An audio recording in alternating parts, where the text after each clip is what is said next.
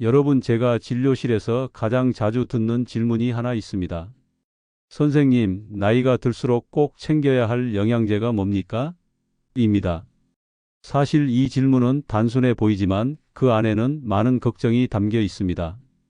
예전에는 아무것도 안 먹어도 괜찮았는데 나이가 들면서 몸이 예전 같지 않다는 것을 느끼기 때문입니다.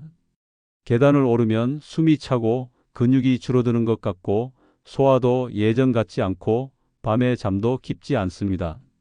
그러다 보니 약국이나 인터넷에서 영양제를 하나둘 사다 보니 어느 날 식탁 위에 영양제가 5개, 6개씩 늘어나는 일이 생깁니다. 그런데 정말 중요한 것은 이것입니다. 많이 먹는 것이 중요한 것이 아니라 무엇을 기본으로 챙기느냐가 중요합니다. 그래서 오늘은 김어른의 생활설명서에서 나이가 들수록 꼭 생각해 봐야 할 5가지 영양소를 아주 현실적인 관점에서 이야기해 보겠습니다. 가장 먼저 말씀드릴 것은 단백질입니다. 아마 많은 분들이 예상하셨을 겁니다. 단백질 이야기를 빼고 노년 건강을 이야기하기는 어렵습니다. 이유는 간단합니다. 나이가 들수록 근육이 줄어들기 때문입니다. 의학 연구를 보면 30살 이후부터 사람의 근육량은 점점 감소하기 시작합니다. 대략 10년마다 3%에서 많게는 8%까지 줄어든다고 보고됩니다. 문제는 여기서 끝이 아닙니다. 근육이 줄어들면 움직임이 둔해지고 활동량이 줄어들고 결국 대사 건강에도 영향을 미칠 수 있습니다. 그래서 단백질 섭취가 중요하다는 이야기가 나오는 것입니다. 특히 어르신들께서는 단백질 섭취 방식이 중요합니다. 젊을 때는 고기 위주의 단백질을 많이 드셔도 큰 문제가 없지만 나이가 들면 소화 능력이 조금씩 달라집니다. 위산 분비가 줄어들고 소화 속도도 느려집니다. 그래서 어떤 분들은 동물성 단백질을 먹으면 속이 더부룩하다고 말씀하십니다. 이런 경우에는 식물성 단백질을 활용하는 방법도 있습니다. 콩이나 대두, 현미 같은 식물성 원료로 만든 단백질 제품들이 있습니다. 요즘은 여러 식물 원료를 함께 섞어 아미노산 구성을 보완한 제품들도 있습니다. 그렇다면 하루에 얼마나 먹어야 할까요? 일반적으로 권장되는 기준은 체중 1kg당 약 1g 정도입니다. 예를 들어 체중이 60kg이라면 하루에 약 60g 정도의 단백질을 식사로 나누어 섭취하는 방식입니다. 물론 개인의 건강 상태에 따라 다를 수 있기 때문에 식사와 함께 천천히 늘려가는 것이 좋습니다. 두 번째로 이야기할 것은 장 건강입니다. 나이가 들수록 장 환경이 변한다는 이야기를 들어보셨을 겁니다. 젊을 때는 장내 유익균이 비교적 균형을 이루고 있지만 나이가 들면서 이 균형이 조금씩 바뀔 수 있습니다. 여기에 활동량 감소와 식습관 변화가 더해지면 장 기능이 예전 같지 않다고 느끼는 분들이 많습니다. 그래서 등장하는 것이 바로 유산균과 식이섬유입니다. 유산균은 장내 환경을 돕는 미생물로 알려져 있습니다. 그리고 식이섬유는 이런 유익균의 먹이가 되는 역할을 합니다. 그래서 영양학에서는 이 2가지를 함께 이야기합니다. 프로바이오틱스와 프리바이오틱스라는 용어가 바로 그것입니다. 간단히 말하면 하나는 장에 도움을 주는 균이고 다른 하나는 그 균이 잘 살도록 돕는 먹이입니다. 식이섬유가 풍부한 식단은 장 운동과 관련된 연구에서도 자주 언급됩니다. 채소, 과일, 통곡물을 꾸준히 섭취하는 식단이 장 건강에 도움이 될 수 있다는 보고가 많습니다. 그래서 영양제를 선택하더라도 식이섬유와 유산균을 함께 고려하는 경우가 많습니다. 이제 세 번째 이야기를 해보겠습니다. 바로 비타민 B군입니다. 특히 비타민 B12 이야기를 빼놓을 수 없습니다. 이 영양소는 에너지 대사와 관련된 비타민으로 알려져 있습니다. 그런데 나이가 들면 이 영양소 섭취에 조금 더 신경을 써야 하는 이유가 있습니다. 비타민 B12는 주로 육류와 같은 동물성 식품에 많이 들어있기 때문입니다. 문제는 나이가 들면서 육류 섭취가 줄어드는 경우가 많다는 점입니다. 치아가 불편하거나 소화가 부담스러워서 고기를 덜 먹게 되는 경우도 있습니다. 여기에 위산 분비 감소까지 더해지면 흡수 과정에도 영향을 줄 수 있습니다. 그래서 일부 어르신들에서는 비타민 B12 섭취가 부족해질 수 있습니다. 그래서 비타민 B군을 섭취할 때는 단일 영양소보다는 복합 비타민 형태를 선택하는 경우가 많습니다. 비타민 B군은 서로 협력하면서 작용하는 경우가 많기 때문입니다. 그런데 사실 진료실에서 어르신들을 만나보면 또 하나 빠지지 않고 등장하는 걱정이 있습니다. 바로 뼈입니다. 어느 날 갑자기 허리가 아프다거나 무릎이 약해진 것 같거나 작은 충격에도 골절이 생겼다는 이야기를 듣게 되면 그때부터 뼈 건강이 얼마나 중요한지 실감하게 됩니다. 많은 분들이 뼈 건강하면 가장 먼저 떠올리는 것이 칼슘입니다. 맞습니다. 칼슘은 분명 뼈를 구성하는 중요한 미네랄입니다.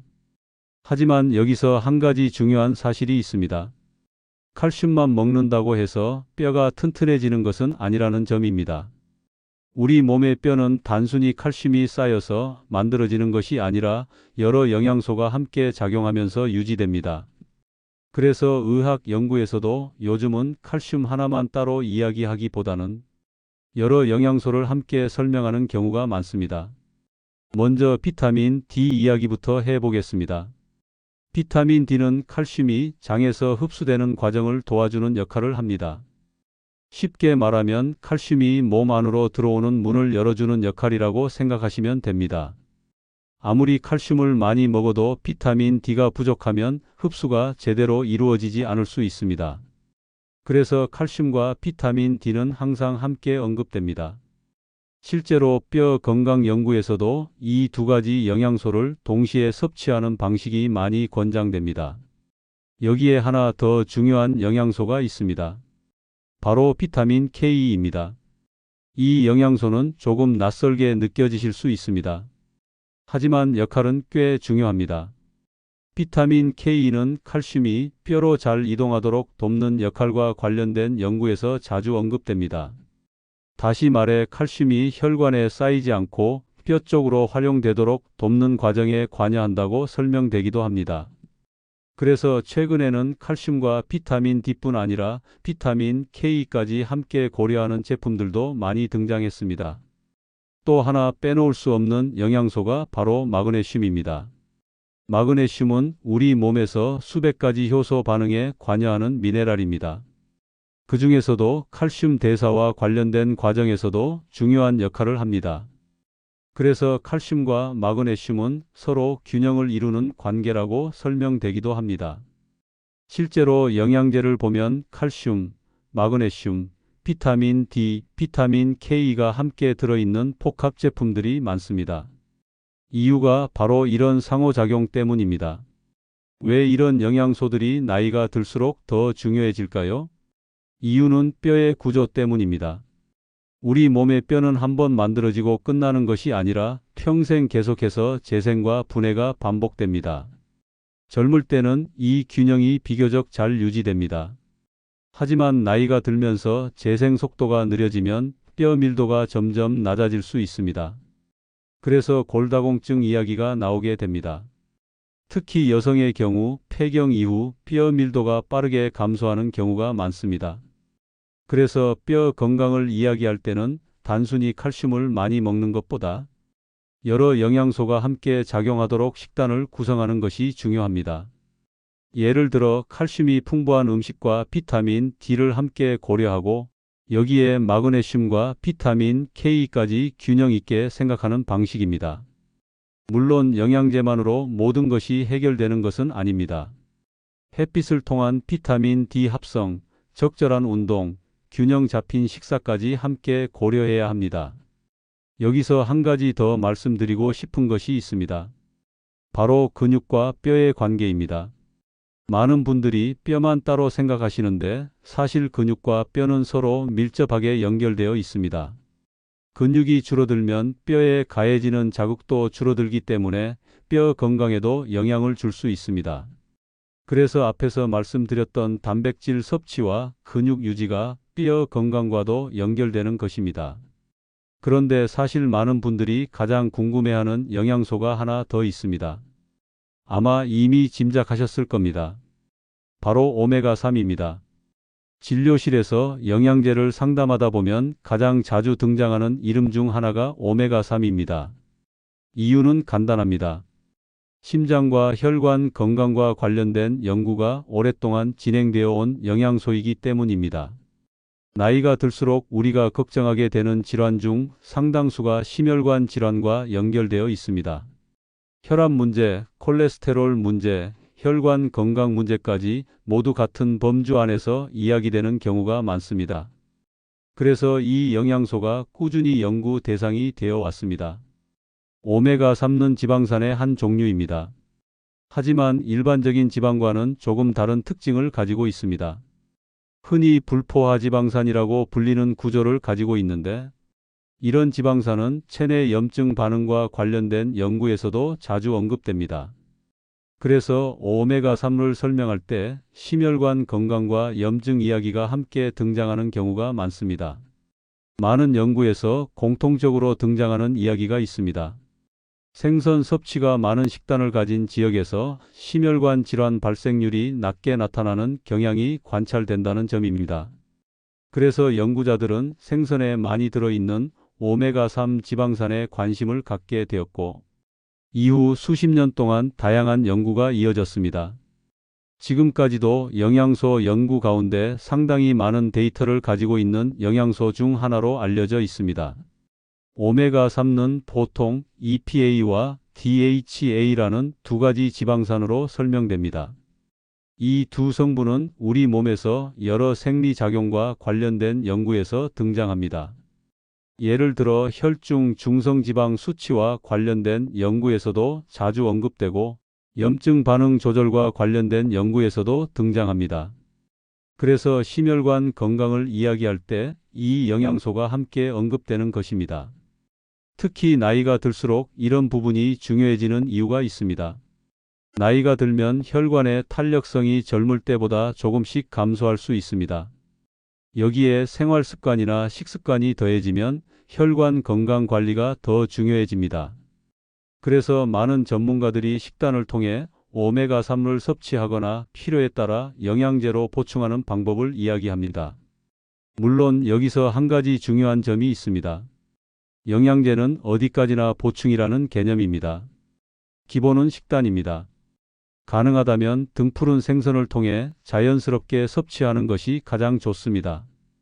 고등어, 정어리, 연어 같은 생선이 대표적인 예입니다. 하지만 현실적으로 매일 생선을 충분히 먹기 어려운 경우도 있습니다. 그래서 영양제 형태로 섭취하는 방법이 등장하게 된 것입니다. 또 하나 흥미로운 부분은 오메가3가 단순히 심혈관 이야기에서 끝나지 않는다는 점입니다. 연구에서는 관절 건강이나 염증 반응과 관련된 부분에서도 언급되는 경우가 있습니다. 그래서 나이가 들수록 몸의 여러 부분에서 불편함을 느끼는 분들이 관심을 갖는 경우가 많습니다. 물론 이것 역시 특정 영양소 하나로 해결되는 문제는 아닙니다. 전체적인 생활 습관이 함께 바뀌어야 의미가 있습니다. 여기서 많은 분들이 또 하나 궁금해하는 질문이 있습니다. 영양제를 여러 개 먹어도 괜찮습니까? 라는 질문입니다. 실제로 식탁 위에 영양제가 5가지, 6가지씩 늘어나는 경우가 많습니다. 그런데 영양제 선택에서 중요한 것은 숫자가 아니라 기본 구성입니다. 꼭 필요한 기초 영양소를 균형 있게 선택하는 것이 중요합니다. 그래서 앞에서 말씀드린 5가지가 기본 구성이 됩니다. 첫 번째 단백질, 두 번째 장 건강을 위한 유산균과 식이섬유, 세 번째 비타민 B군, 네 번째 뼈 건강을 위한 칼슘과 마그네슘, 비타민 D와 K, 그리고 마지막이 바로 오메가3입니다. 이 5가지는 서로 다른 역할을 하지만 전체 건강을 생각할 때 기본적인 틀을 만들어주는 영양소라고 볼 수 있습니다. 많은 분들이 영양제를 선택할 때 가장 많이 하는 실수가 있습니다. 바로 한 번에 너무 많은 종류를 시작하는 것입니다. 새로운 영양제를 여러 개 동시에 시작하면 몸에 맞는지 확인하기도 어렵습니다. 그래서 하나씩 천천히 추가하면서 몸의 반응을 살펴보는 방식이 좋습니다. 또 하나는 용량입니다. 영양제는 많이 먹는다고 해서 항상 좋은 것은 아닙니다. 권장량을 기준으로 시작하는 것이 좋습니다. 그리고 기존에 복용 중인 약이 있다면 반드시 전문가와 상담하는 것이 중요합니다. 특히 심혈관 약이나 혈액 응고 관련 약을 복용하는 경우에는 더욱 주의가 필요합니다. 이제 오늘 이야기를 마무리해 보겠습니다. 나이가 들수록 몸은 조금씩 변합니다. 근육이 줄고 장 환경이 달라지고 뼈와 혈관 건강을 더 신경 쓰게 됩니다. 그래서 건강관리는 젊을 때와 다른 방식이 필요합니다. 하지만 너무 복잡하게 생각할 필요는 없습니다. 기본을 먼저 생각하면 됩니다. 단백질로 근육을 지키고 유산균과 식이섬유로 장 환경을 돌보고 비타민 B군으로 에너지 대사를 돕고 칼슘과 비타민 D, 마그네슘, K로 뼈 건강을 생각하고 오메가3로 심혈관 건강을 관리하는 것. 이것이 나이가 들수록 생각해 볼 수 있는 기본적인 영양소 구성입니다. 오늘 영상이 도움이 되셨다면 댓글로 여러분이 지금 드시고 있는 영양제가 무엇인지 한번 남겨보셔도 좋겠습니다. 서로의 경험이 다른 분들에게도 도움이 될 수 있습니다. 그리고 김어른의 생활설명서는 앞으로도 이렇게 시니어 세대가 실제 생활에서 실천할 수 있는 건강 이야기를 계속 전해드리겠습니다. 구독과 좋아요로 함께해 주시면 다음 시간에도 더 유익한 내용으로 찾아뵙겠습니다. 오늘도 건강한 하루 보내시기 바랍니다.